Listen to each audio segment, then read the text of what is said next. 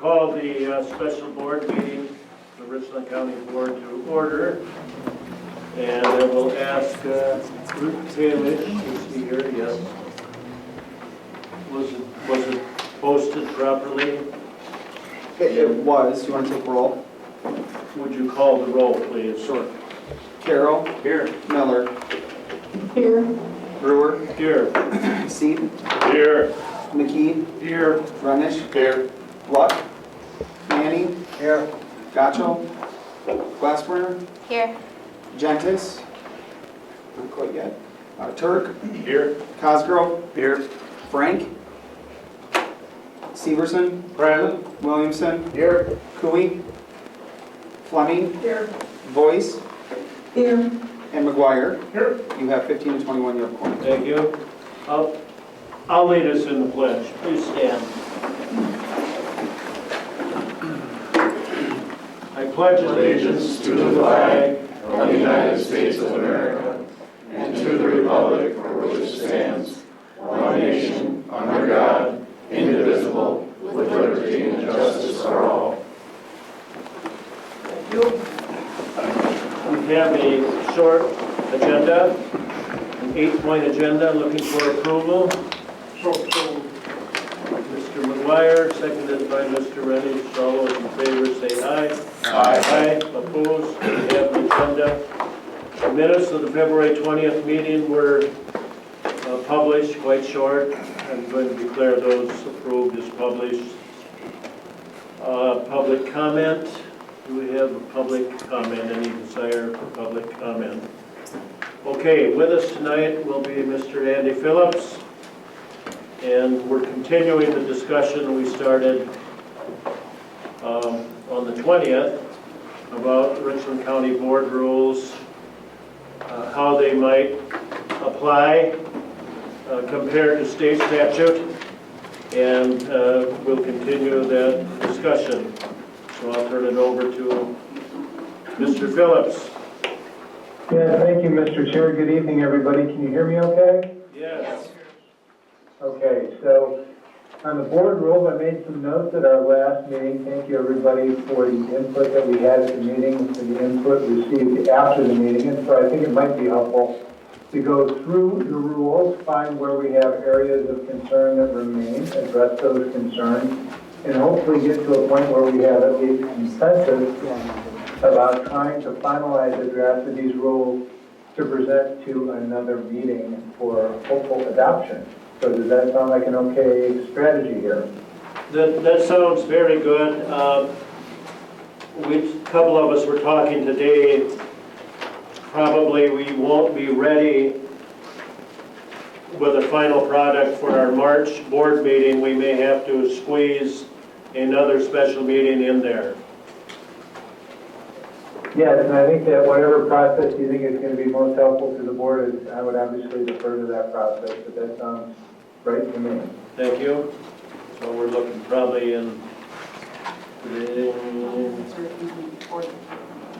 yes, before the board meeting.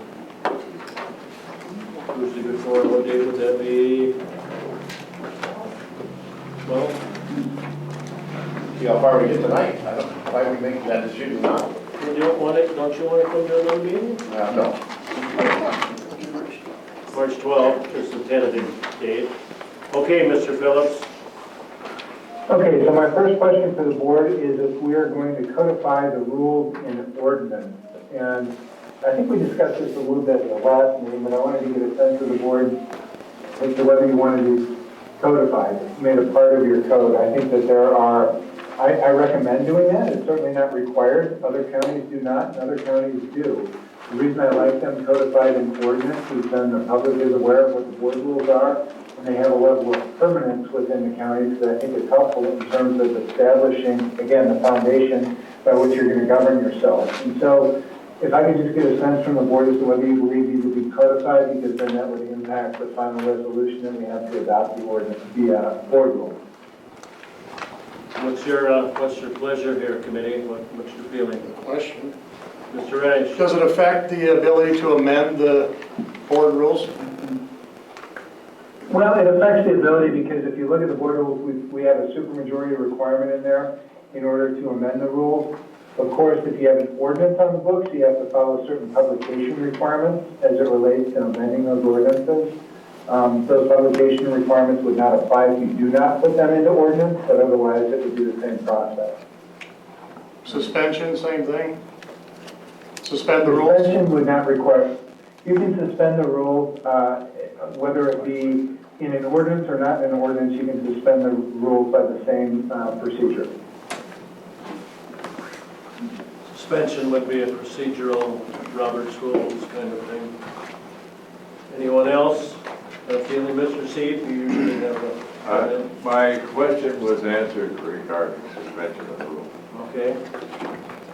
Mr. Well- Chairman, Yes. so which one hampers us the most? Codifying or not codifying it?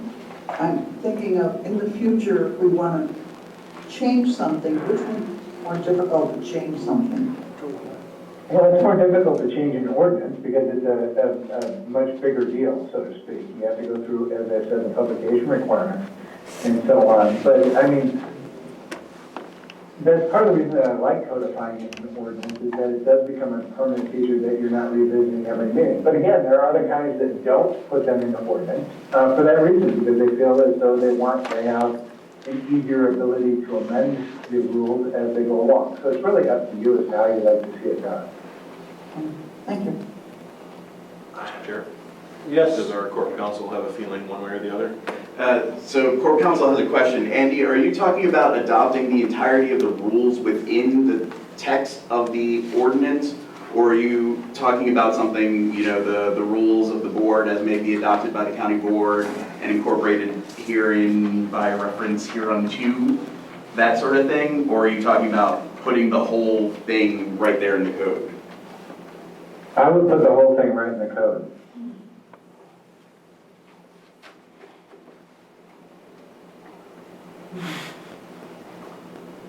So I think I made clear my preference is always for flexibility, and so I'm going to disagree with my esteemed colleague here. The language that I just alluded to would allow for incorporation and reference to the rules within the code of the ordinance, within the text of the ordinance itself, but would not actually formally adopt the language of the rules. So basically, if someone looked at the ordinances and said, how does the county board rule itself? There'd be a section that says, rules of the board. The county board may adopt rules governing its procedures, which are incorporated herein by reference hereunto, and then that would trigger a dutiful reader to go look and try and find wherever those rules are. So they would be a separate document, which could be amended without the necessity of needing an ordinance amendment, but they would be referenced to within the code of ordinances. Mr. Chairman, Yes, Mr. follow Seed. Mr. Williams' remarks. Is it possible, I guess the question is in general, is it possible that in perhaps the first year here, we may find a few bugs in the system that might require amending the code that we are about to approve? Would it be in line with prudence to wait a year until we get some bugs out of the system, some adjustments made before we consider the question of codification? Though I in general agree with your statement, Mr. Williams. Mr. Reddish? Well, Yeah, I kind of live by the fact that it's frustrating enough when somebody else ties your hands. It's kind of dumb to tie your own. So I'm for having a little bit of freedom. Okay. Andy, I don't think we want to make them codified, you know. Okay. Now, we can always change it later. We can always change We it could adopt later. it later on. Mr. Chairman, Yes, Mr. Seed. are we, at what point do we affirm or vote on each of these questions? Not till probably the March board meeting. I see. Okay, Mr. Andy. Yes, and that's fine, and I think further to that point, if you decide down the road that you want to codify, that's absolutely fine as well. That's why the beauty of this is that these are your rules, and so I think that is a fine outcome. If I skip over anything, as I'm scrolling through my copy of the rules here as points for board input and decisions, please stop me, because again, I'm going based on my notes and some of the feedback received thus far. The next item that I wanted to discuss relates to I don't know what page you have in terms of the pagination of your rules, but 2.02 sub E, toward the end of that provision, I had inserted the penalty of $10 per meeting where somebody requests hard copy. And there was some discussion surrounding that item at the last meeting. And I wanted to revisit that to see thoughts on if you wanted to have a penalty at all for somebody requesting a hard paper copy of any materials distributed in anticipation of a meeting, or $10 was the right number, or what the board thought of that.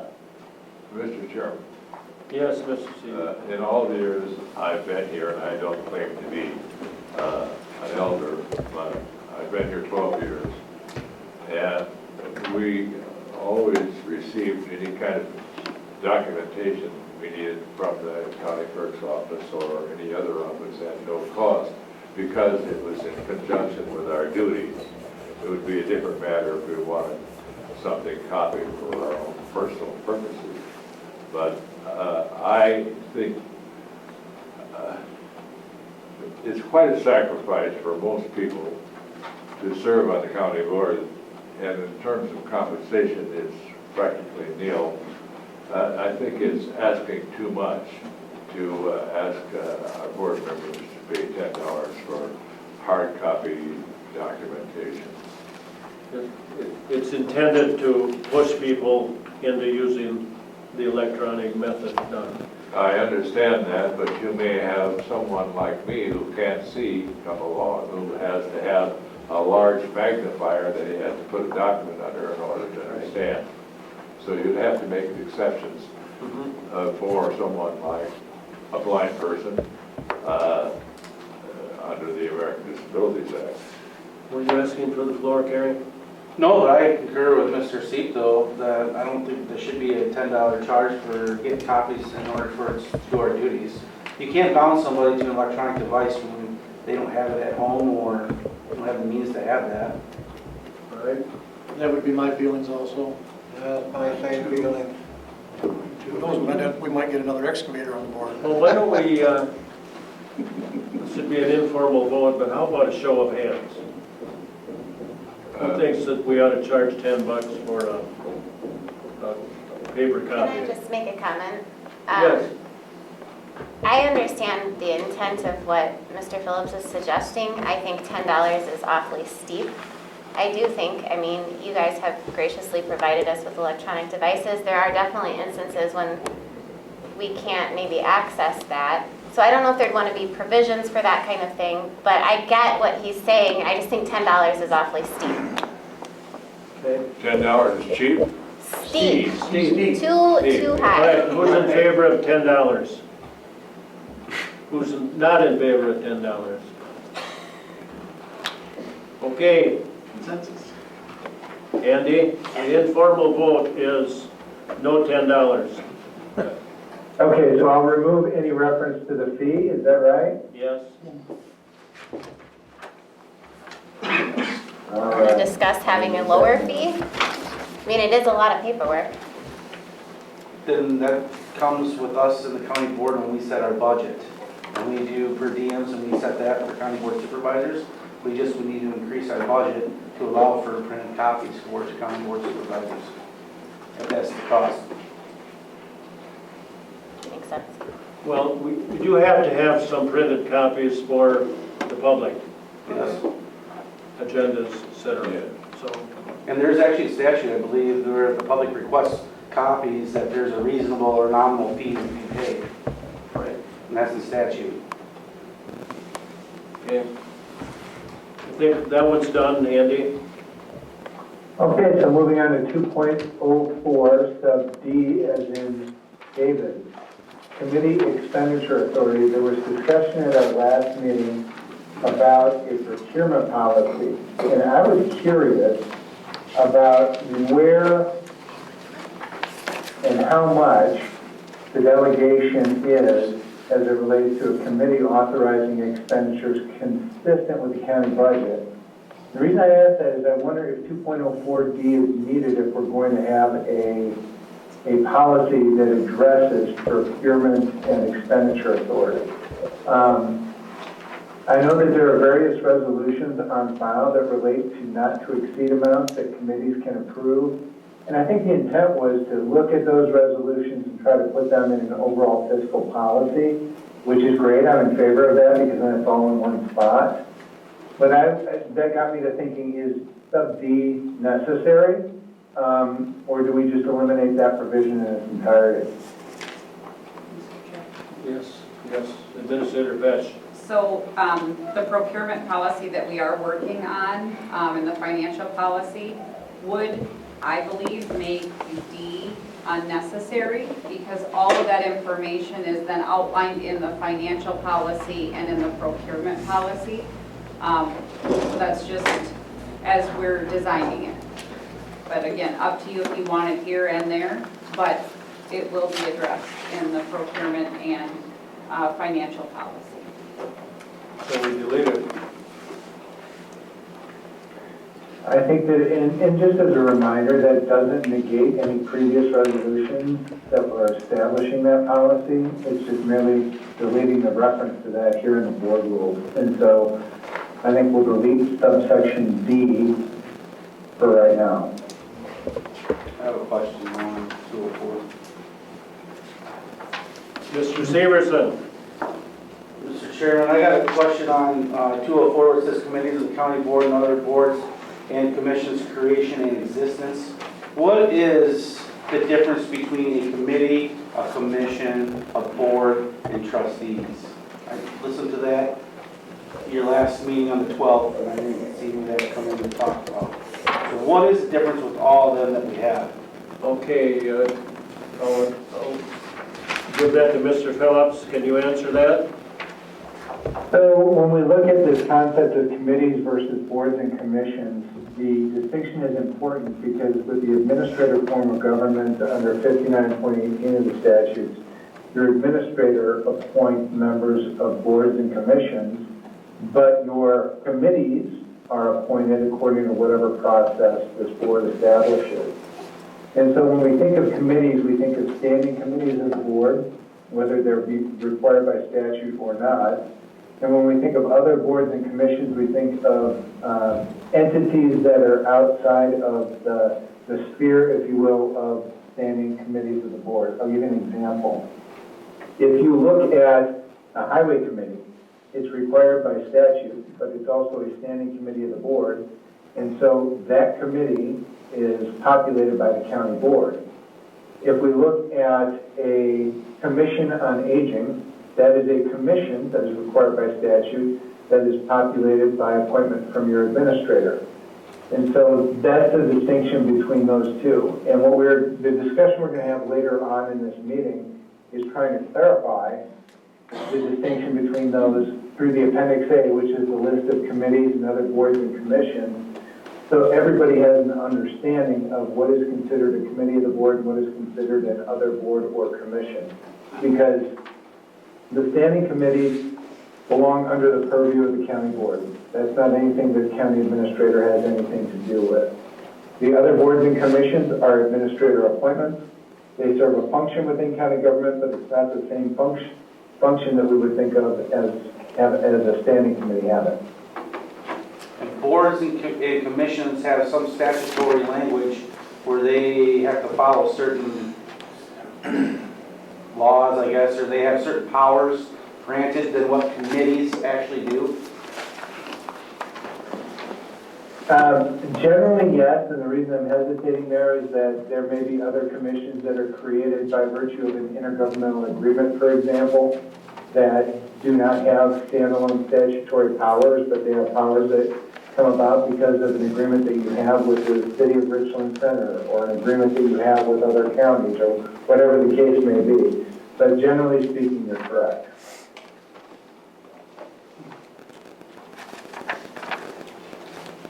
I know that before we called our highway committee a highway commission, I believe, and we called the Pine Valley Board, that was a board of trustees. Were those incorrect, Andy?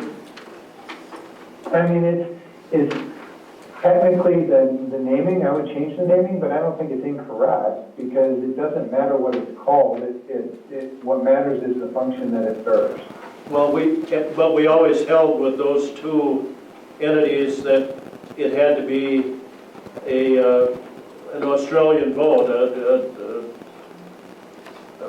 We had to do a closed secret ballot to attain those, because they were commissions. And we were probably off base there. I think that was on advice of prior corp counsel. Yeah, I don't know that a secret ballot was appropriate there, but I don't know, again, that the name matters much in terms of whether it's a secret ballot or open vote. Okay. All right. The committees. Chair Brewer? Yes. I'd like that clarified a little more, because we always thought that we absolutely had to do that by a vote. There must have been a reason.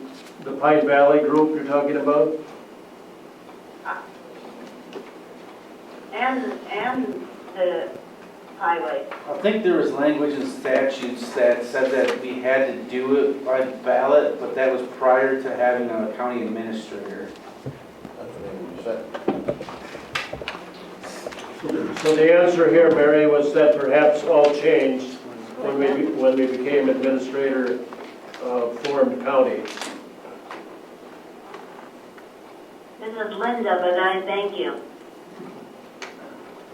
Well, and I will just say that the statute that talks 83.015, which talks about the highway committee, it does refer to an election of that highway committee.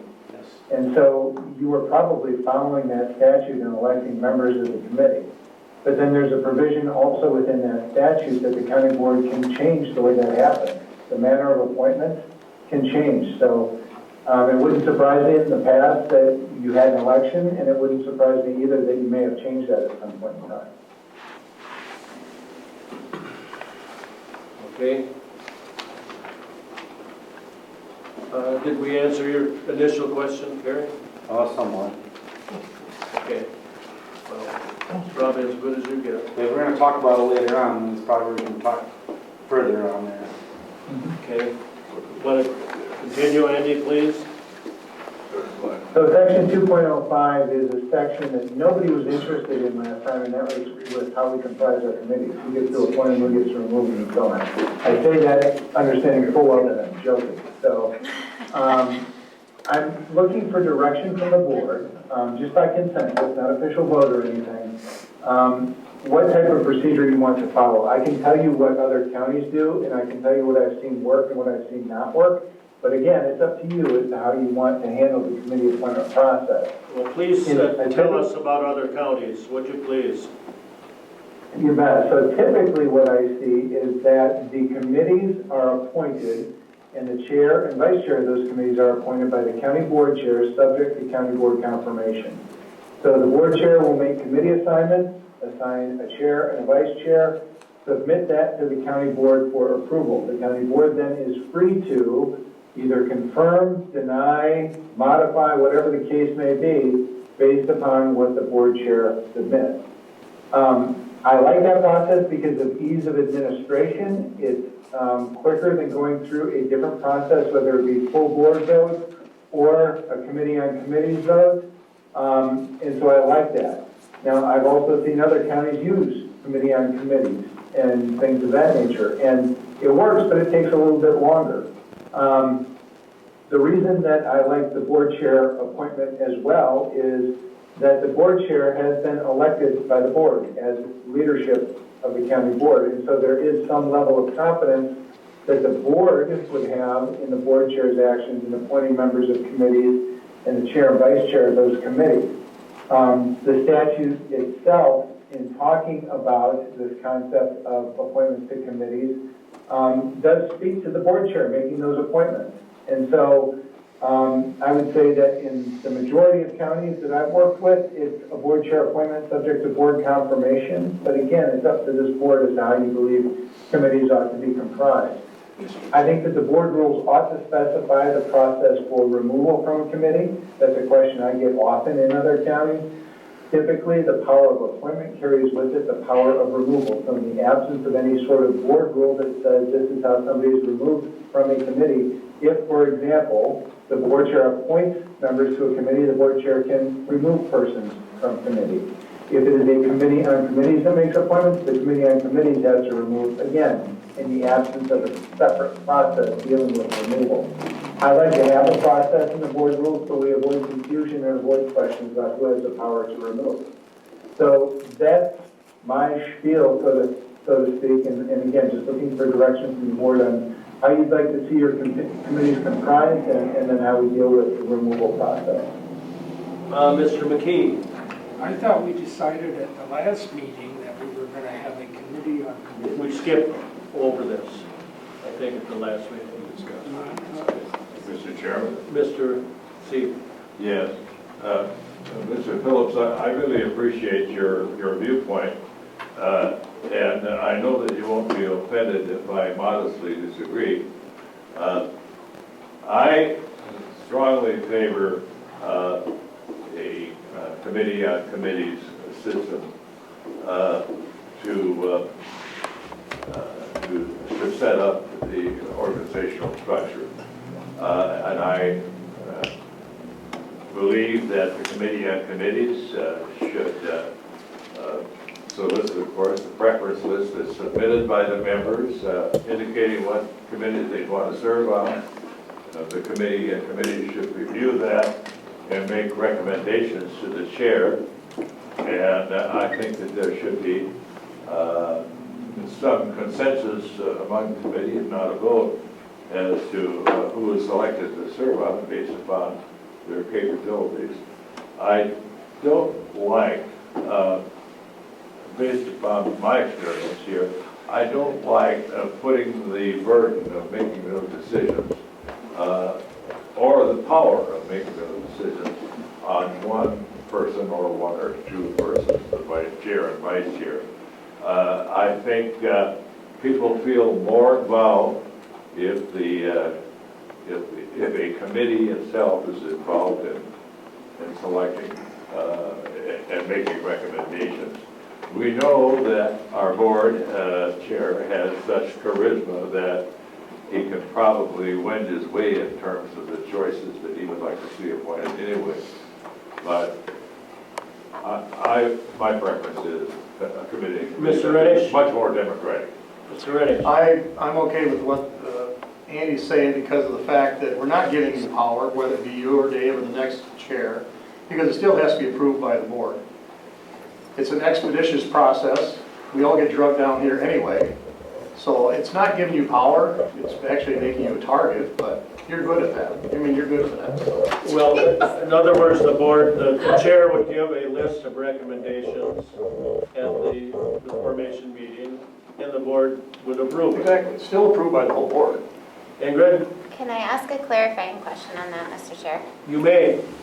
Let's say something happened where the board did not confirm an appointment. What would be the recourse in that situation? Would the board as a whole then put forth nominations, or would you be coming back with a different recommendation? And the reason why I ask that is because honestly, I mean, just based on my time on the board, I rarely see any recommendation overturned simply because it would take a vast majority of people on the board to do that. And most people haven't had any thought about it prior to, here are the recommendations, what do you say? And that's one of my problems with that particular process, is not so much that I disagree necessarily with the board's recommendation, but simply actually to add on to what Don was saying, I do think that the committees have some thought and you know, they have interest in who might be their chair, their vice chair, and some of them have had people sitting on those boards for a while who have valuable insight into that as well. And so it's a little bit difficult when, as a whole, you're asked as a board to just vote on some recommendations for a committee that you may not have sat on or have any investment in. And so the people that are on that committee might be a very small portion of the people that are actually voting for those chairs and vice chairs. Mr. Chairman, Mr. Seith, if you have anything new, I'll listen to it. I think it's new, but I won't belabor it, so out of courtesy, I'll let it go. Okay, anyone else? McKee? Have we had any problems with committee appointments? It's just basically the timing. It takes a long time to get where we need to go. Anyone else? Mr. Yes, Benning? Mr. Chair, may I speak? Go ahead, Barb. When I got on this committee, when I got on the board, I knew nothing about anything. And I was impressed with how we decided who got on what committee. I thought that people saying what they liked or what they were interested in or what they cared about got to be on the committee that mattered. However, I don't think that the chair of the board should pick the chair and the co-chair of the committee, because those on the committee, to me, seem to know more. I mean, they should be the ones who decide who's going to be the chair and the co-chair.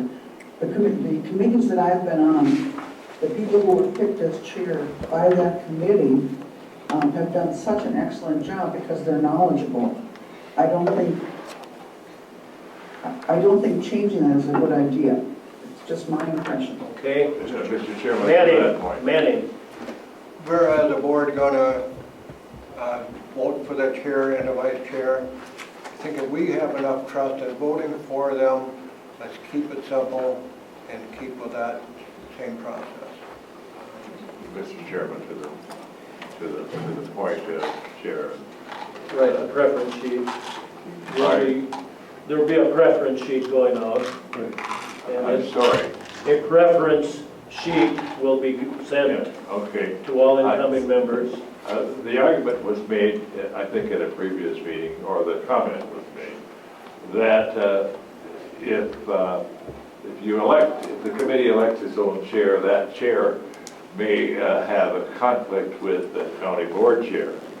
I think that's fine, because in a democracy, there's room for opposing ideas and the free discussion of opposing ideas. I don't think everybody needs to wear the same stripe. So I don't agree with that. Mr. Turk? Yes. Mr. Chair, I was just going to say, given how the discussion is flowing here, perhaps it would make sense for us to say, yes, we'll have our chair appointing the committees, but then let the committees elect their own leadership. That's what my comment was going to be as well. Mr. Chair. Ms. Glisbender? Mr. Chair? We'll take Ingrid first and come back. Mary, we'll come back to you. It's Linda. Linda, hang on. That is what we did the last time. And I felt that the committees electing their chair and co-chair, that went very smoothly. I have not heard that there has been any problems on any of those committees with their selections. So I don't have a problem with that process. I know that we did discuss at the last meeting that the way that we had the committee appointments go was rushed and difficult for the chair, and so I think that we should not be voting on that right now. Like, I think we need to have further discussion on then how do these committee appointments look? Because maybe that just depends on how we do our meetings, which we had also discussed. Are we going to have an extra meeting? Are we going to try to cram it all into one meeting? There's a lot to be in that discussion. I don't think we're ready to just vote on a process. Linda.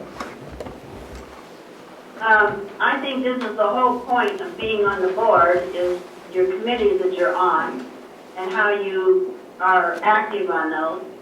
And I don't know any other way than the committee on committees or the board chair, but if inefficiency in the beginning is the whole reason, we had a list of preferences, I think, would go to a committee on committees, and they would meet way before the board and work that out and know what each person's background is because you give a bio of yourself and you know what you can do to be the best contributor to this county board. And I think that's very hard for one person to have to do all that. And I think a committee on committees is more democratic, even if it takes a little longer, it isn't that much longer, because it's impossible, as Ingrid said, at the county board meeting, for us to say, oh, I don't think that should be the committee, or that should. I think there's more respect in general for the committee on committees and how they would choose. And then the committees choose their board chair and vice chair. Thank you. Okay, thank you. Mr. Carroll? So my question is this going to be the only function of this committee on committees, or are they going to have other roles through the year? For example, So they do. reviewing the committee structure. No, the only thing the committee on committees did was make the initial And that's what I appointments. wanted to clarify. But if we had to make appointments during the year, someone left, someone whatever, it would meet and quickly before a board meeting usually, or at a break, and decide. One other quick point of consideration. We've been talking about potentially restructuring again the makeup of our committees, how many committees we have, and how many then committee assignments everyone gets. I also think those are valuable discussions to be had before we decide on the process. I don't understand how we would vote on all of this before we even know what our makeup is going to look like. Mr. Cosgrove, got a comment for me? Okay. I'm in favor of committee on committees. That worked well before in the past. And I think, Andy? I think that works fine. What I can do is I can draft language that speaks to the concept of the committee on committees. The question I have is, how is the committee on committees formed? Is that formed at the organizational meeting by vote of the full board? Yes. That's how we did it in the past. Yes. And I can present both options to this board for your consideration, and then you can determine what's the best path forward. And then, then an option for chair and vice chair of the committees. Right, and I was going to suggest another set of options as it relates to removal of persons from committees or committee chairs. And so I think if you have those options laid out before you in black and white and text, you'll be able to make an informed decision about what you think is going to work best. How does that sound? Mr. Severson, one last comment. I believe in our old county board rules that we had prior to these new county board rules that we made. Committee on committees, it was automatically the chair and the vice chair sat on the committee on committees automatically. They were automatic members, and then the rest of the members of the committee were voted upon by other county board supervisors. That's correct. There's no ballot. And how many did we have? 7? 7 ones, yeah. And then the way I viewed it was that after committee on committees was done, since the chair was automatically a member, that he just was taking advice from all the rest of the committee members, and that was his proposal who sat on those committees, that he still chose that. The chair probably had a list of his own and tried to influence the rest of the committee members to go his way. Possibly. Yeah, probably. But always got valuable insight from others. You don't know everyone running. Correct. You don't know their background, you don't know their history, and you look good on paper sometimes, but what their areas of expertise might be. Okay, Andy, got that? Clear as mud? I do.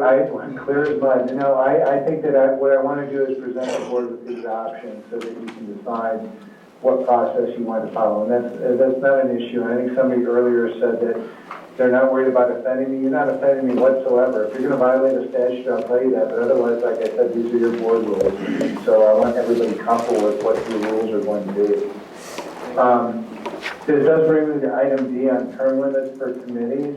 And there was some discussion of this last meeting about the value of having term limits. I just wanted to make sure there was consensus that, yeah, we're going to maintain term limits within the board rules. Mr. Chairman.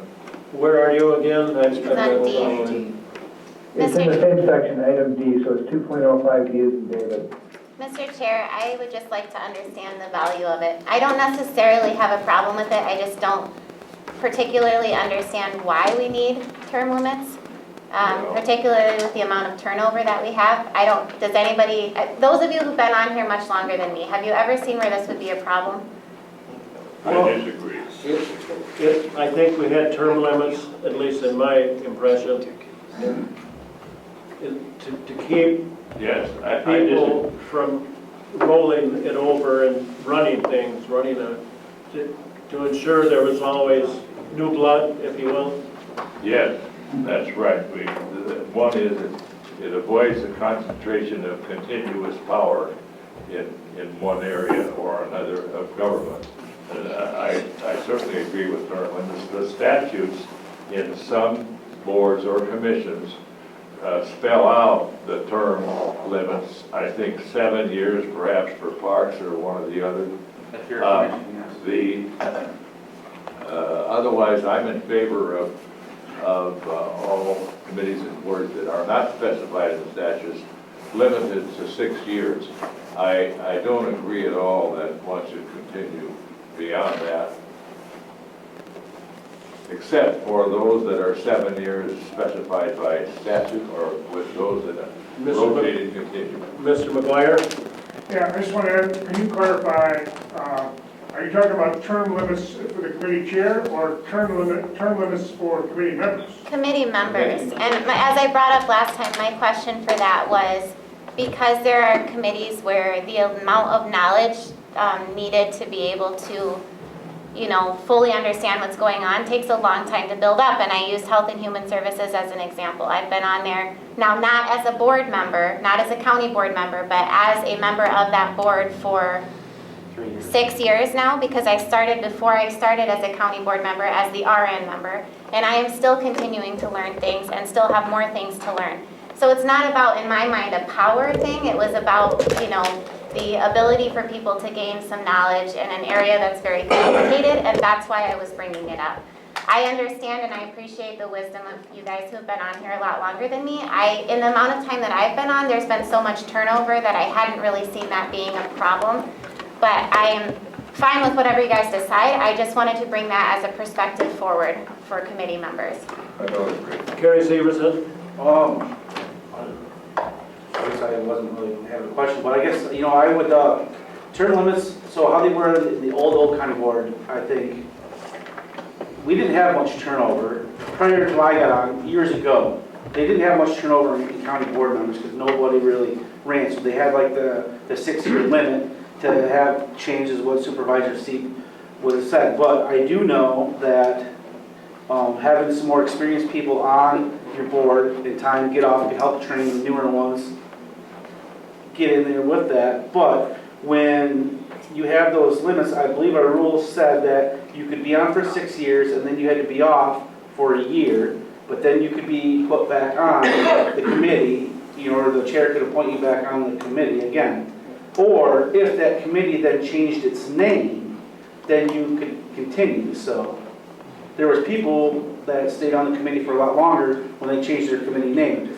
As an example, they went to just having the fair committee, but then Parks also did recycling.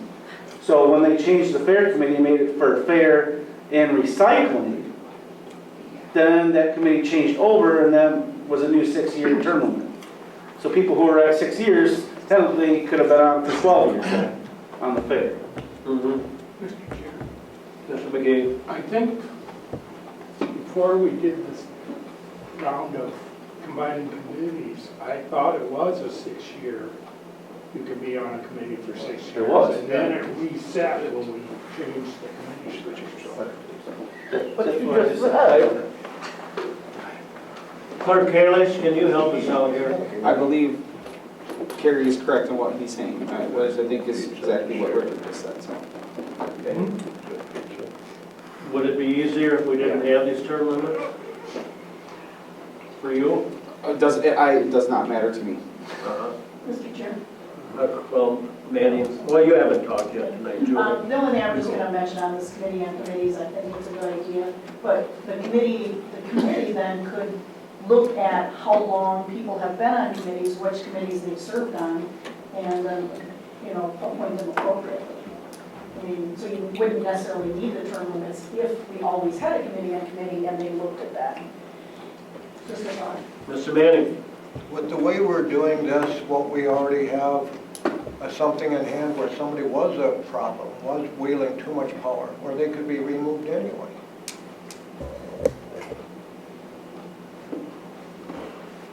What do you classify too much power? What would that? We're talking about if there's an issue with somebody being on there too many terms, and I agree with you that knowledge is power. And having somebody on there that knows what they're doing is one thing, somebody who's trying to push their weight around is another thing. So if that happened, we would have a means to remove them anyway, right? Yeah. So I don't have any problem with having no term limit. Mr. Curry? The county operates differently, county board operates differently now than it did, and as Carrie refers to it, the old days. Thanks, Carrie, I appreciate that. Where we have an administrator now. There is not so much authority vested in the committees as there was once upon a time in the old days. And we have seen significant turnover almost every election cycle that we never saw back in the old days, so to speak. So it would seem that the perceived necessity for this requirement is much less than it used to be, and it could have that unintended consequence of removing some experience and knowledge from a committee where it could be very beneficial. And as Mr. Manning's pointed out, if you have someone who is a problem, we have a mechanism for removing people from committees if there is a problem. Could I add a dimension to Mr. Turk's remarks? Go ahead, please. Mr. Turk, you're always very fluent and logical. I would slightly disagree. It is different. The committees still have the chair, and the committees still have the ability to elect and manage their own committees. But the administrator has the power to appoint all the members of the boards and commissions, which is a lot of power. And that's a clear difference. The administrator does not appoint the committees or the committee chairs. So it's not entirely analogous. Mr. Chair. Yes, Mr. Curry. That the administrator supervises all the department heads. Committees don't do that. And the administrator drives the budget process. Committees aren't doing that. Except for the constitutional officers. Yes, that's very true.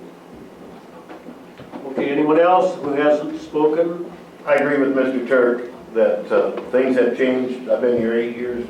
Dave's been here a little longer. Don's been here 12 years. So it is changing every 2 years. We're losing good people. For example, we've lost a lot of good people in zoning this last 2 years. So because we had change, and I think I agree with Ingrid. We need to see where we're going with this document before we know where we're going with some of the document information with this document. So some of this stuff may need to get put off for further discussion.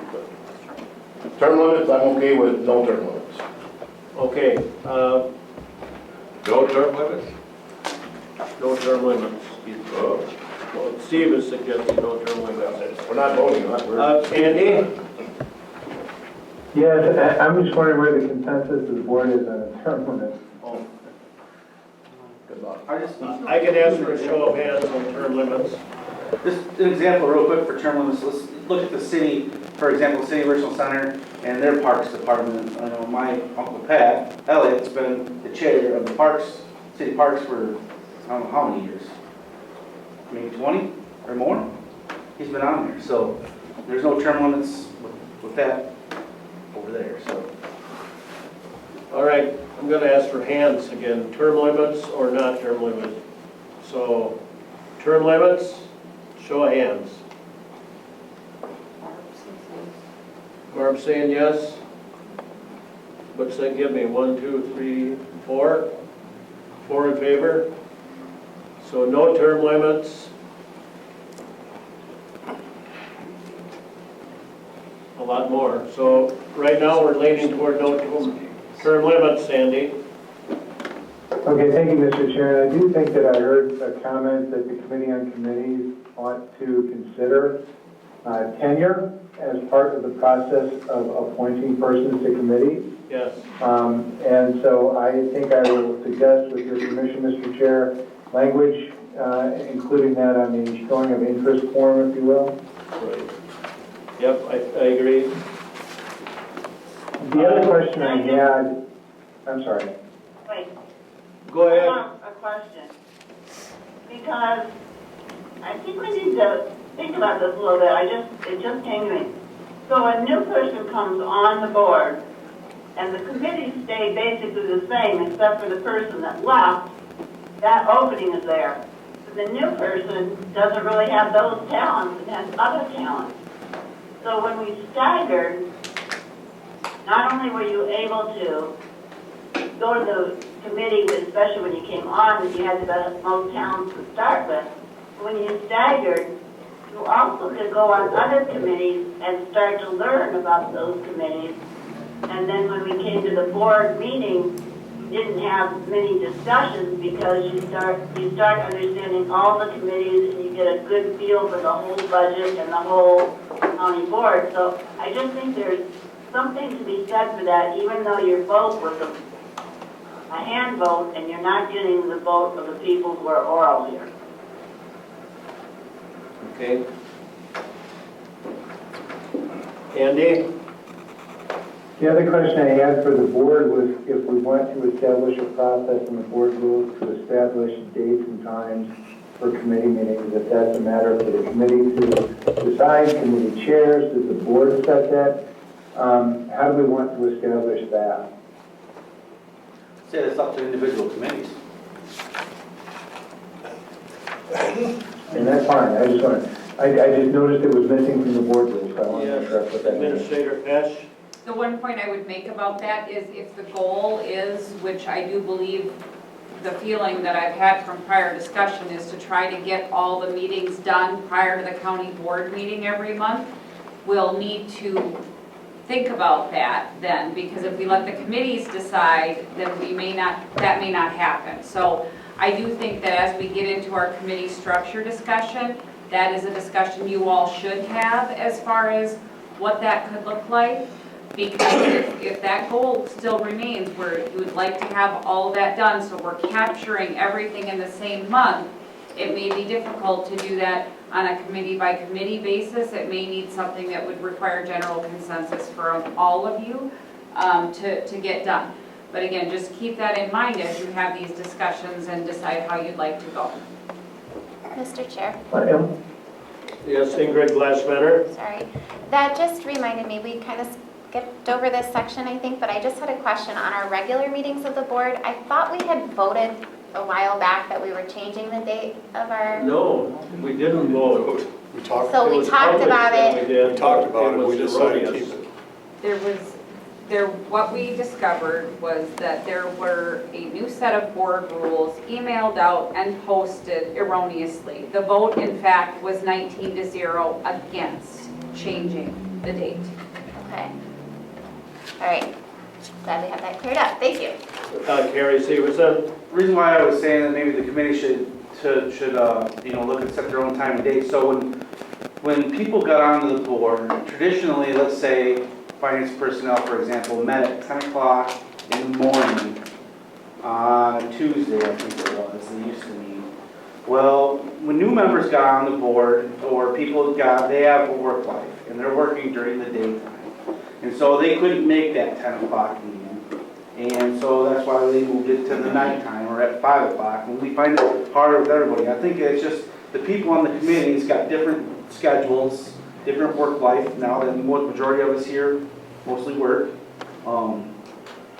We just need to work on what's a happy medium for us as a committee. As long as we know that county board is on the third Tuesday of the month, your committee should be meeting sometime in between there. We could probably specify that, but I think we should set our own times. Anyone else on this topic? It was my thought that we had the super standing committees, and it was my feeling that we ought to have set dates for those super standing committees. They always used to be super set, but like as an example, finance and personnel, like look, that's changed tremendously from the membership that's been on there. Like, used to meet at a certain day, it was on Tuesdays. And now we changed it, and we're meeting on different days. Because people's schedules weren't working out. Mr. Carroll?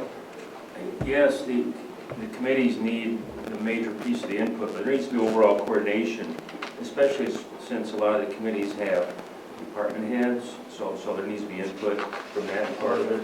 And a general coordination still needs to happen. Maybe the administrator and the county board chair get together and gather all the information from the committees and then set the overall framework. That was the argument with finance and personnel going to the nighttime one. It was now the department had to stay here later. Like it was, I remember when the county board itself had their meetings at 10 a.m. on Tuesdays. We used to meet in the wintertime at 10 a.m.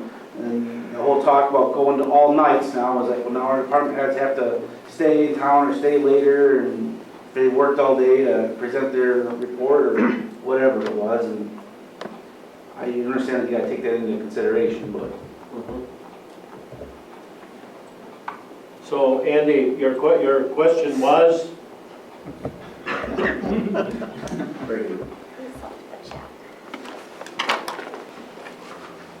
think he left. How are dates and times for committee meetings? We're too frustrated. Sorry, Andy. I guess the consensus here is, other than the county board meeting, which we know when it is and what time it is, we really don't have any other recommendations. I would agree. No, I didn't really talk, my apologies, I had somebody at the door, because I had to go attend to, I apologize. So, I think that's right in terms of the only question I have is, do we want to put a deadline in there so that the meetings occur prior to the board meetings, to make sure that we don't have a situation where a committee meets 2 days after the board meets and you have to wait an entire month for a resolution to come back to the board, something like that? Yes. Okay, then we'll handle it that way. Ingrid, you? I was just going to say, I agree with Ms. Pesch, though I think this is a little bit premature, other than that provision, because we don't know if we're consolidating different committees or not. Mr. Seed? Mr. Chairman, I thank you and appreciate your recognition. I think that it's great that the committee should select their own time in accordance with the availability of committee members for that particular time. But I think once that has been done, that the committee should have a regular public schedule of their meeting for the sake of public awareness, and so that people can plan ahead. Well, the zoning committee is always on this day and at that time, and so I'm going to go to the zoning committee kind of thing. So I think once they've established when they can meet, there should be a published regular schedule of meetings. There should be, always with care not to conflict. You know, if we change a meeting night, for instance, we've conflicted with 2 other meetings. Yes. Once those conflicts are ironed out, then I think you have a pretty good system. I think we did it that way pretty much before. Mr. McGuire? Yeah, I don't know if we've ever discussed this about what time we start these committee meetings, but so I'm just going to ask a question. We have multiple choices here because of multiple different committees using this room right here on the same day? Is that what the difference in time? Well, that is a consideration now, Dan, yes. Because we're trying to get basically all committee member meetings here in this room because it's broadcast. Yes. And we have to, I think it's important what you pointed out, that these are public meetings that to be attended by the public. We have to consider that too. Yes. Okay. So anyway, Andy, we're flexible, but we want them here in this room.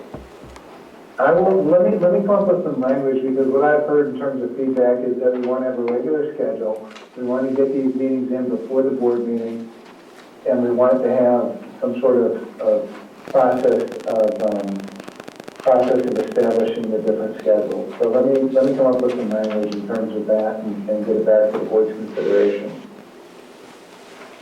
Thank The you. Parks Commission used to meet on the first Monday of the month at 5 p.m. They used to. Now we meet the fifth Wednesday or whatever it is. At 5 p.m. Yeah, how's that work? Wednesday. Because that's how it worked with the committee schedules, the people's schedules. Would you say you meet on the fifth Wednesday of the month? Whatever it is, fourth Wednesday or fifth Wednesday. Let's move. We got a long night, people. We've got a lot of ground to cover, let's move on.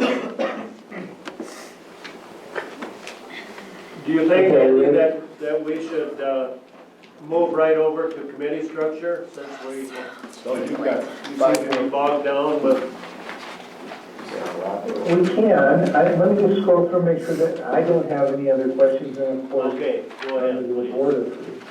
All right, one of the questions, or one of the issues that was raised is that if we have a vacancy on the board and we have candidates interested in filling the vacancy, right now in the rules that I've put together, it has a 10-minute presentation from those interested candidates. And I think I got some feedback that perhaps 10 minutes was not enough. We don't have to put a time limit in there, by the way, but if we want a time limit, so what should it be? I'm in rule 2.12. Why do we have to specify a time? Why can't we just say a time will be allowed, they'll be allowed some time to present their case to the board? I'm fine with that. I don't think. You would just have to have a time set by the chair so that each one has equal time. Yeah. My rule of thumb is 3 minutes, you know, I don't know. Richard and I think a minute. 2. Gary says 2. 10 minutes, heck, you could do, that's the Gettysburg Address, you know, so. Let me know and I'll put a stopwatch. It's more than the Gettysburg Address. 10 minutes is fine. Under section 4.01, I did add that the Corporation Council serves as parliamentarian for board meetings and consults with the board chair on questions of parliamentary procedure. For whatever reason, I did not have that in the last draft, I did add that. Thank you. And then the next point of, I don't even want to say contention, it's not contention, but the next point of a lot of discussion was this question surrounding remote attendance at meetings. And I got a lot of feedback on that. And so again, if we're going to allow remote attendance at meetings, we need to put it in the board rules. It has to be there. Because the default is that remote attendance is not considered attendance for purposes of county quorum, for purposes of voting or anything. And so I'd just like to get, again, consensus feedback from the board about how you want to treat remote attendance at meetings and what rules you want surrounding remote attendance. For example, can people attending remotely be in on closed session portions of a meeting? You can decide that. So I guess I'm just looking for feedback. Committee, board. The board is functioning as a committee as a whole right now, so. On our discussion at last meeting about this, it seemed like the general consensus was we appreciate having the option for a remote attendance, but everyone agreed that closed sessions, people who are in remote attendance would not be allowed in at that point. Absolutely. I don't know that we need to specify all those other qualifications then for remote attendance. We used to have them in our board rules. What he put down here in the old board rules, that was in there.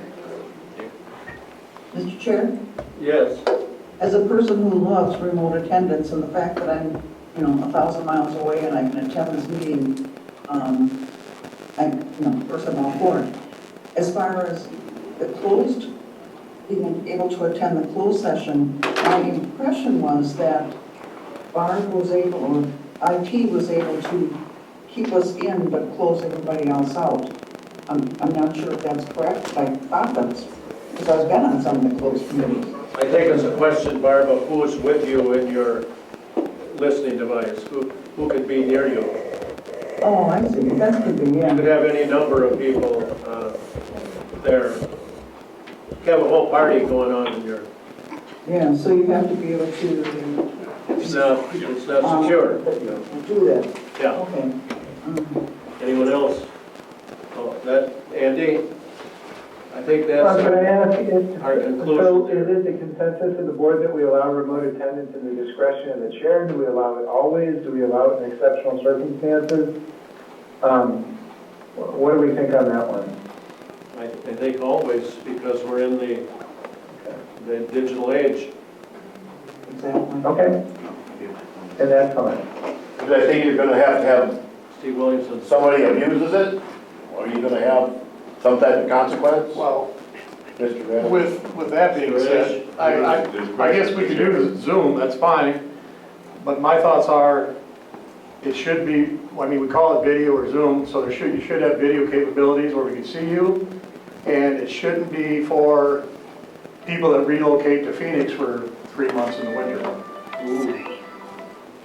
I mean, we're here to serve our constituents. You can't do it from Phoenix or Maryland or Miami or, I know I didn't correct on that one, but it's my feeling.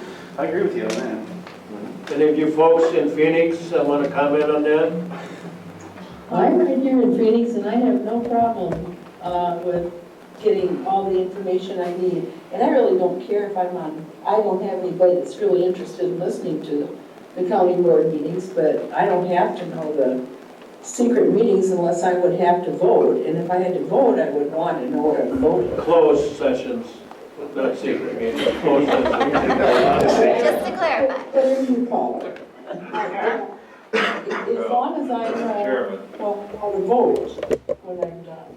Okay, Mr. Steve? I see no problem with someone who's in Phoenix for 3 months attending the meeting remotely.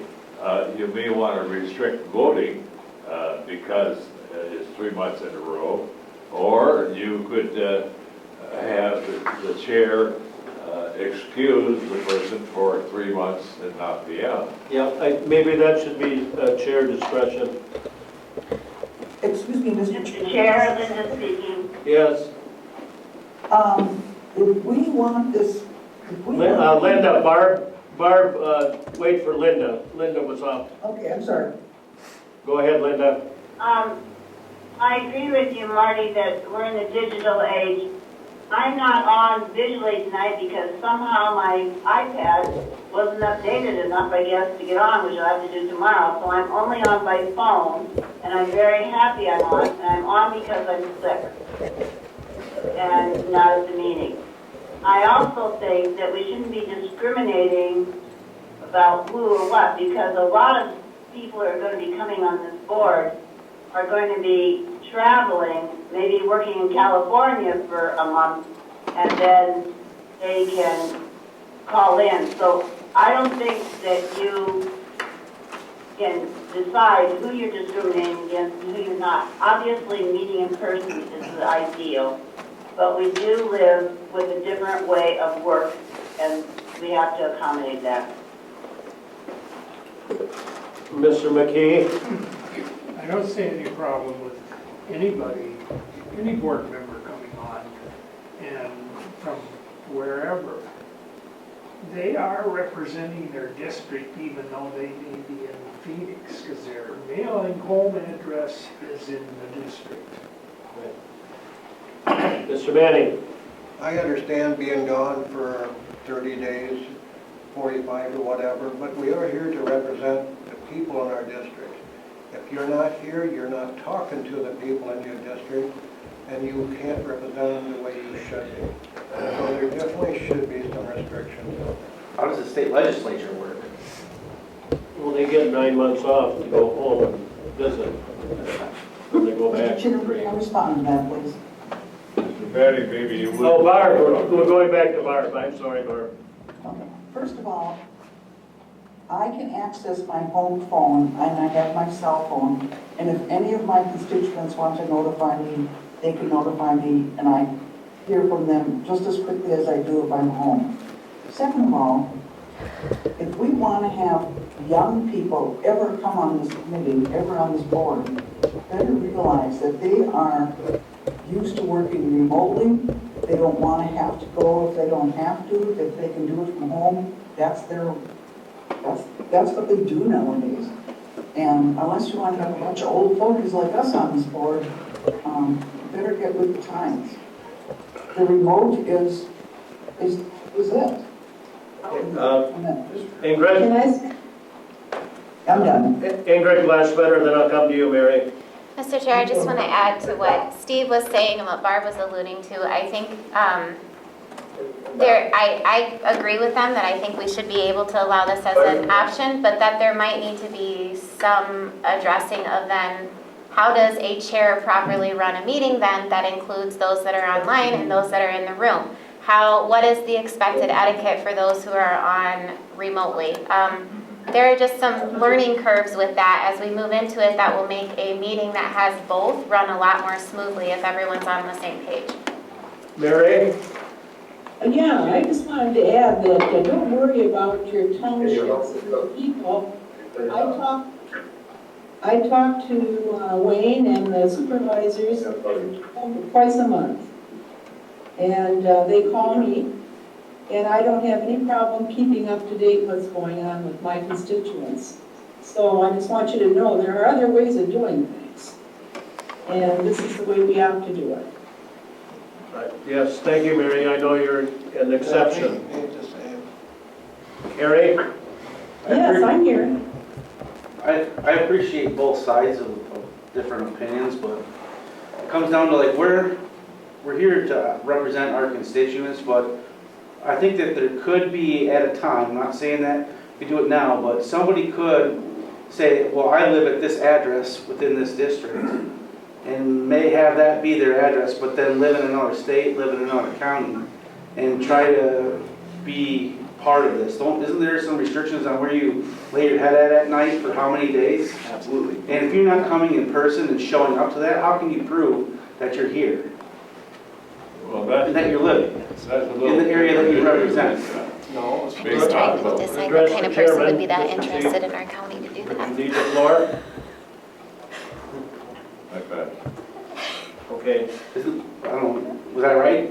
Yes. Mike? Yeah, you absolutely have to live within the electoral district that you are representing.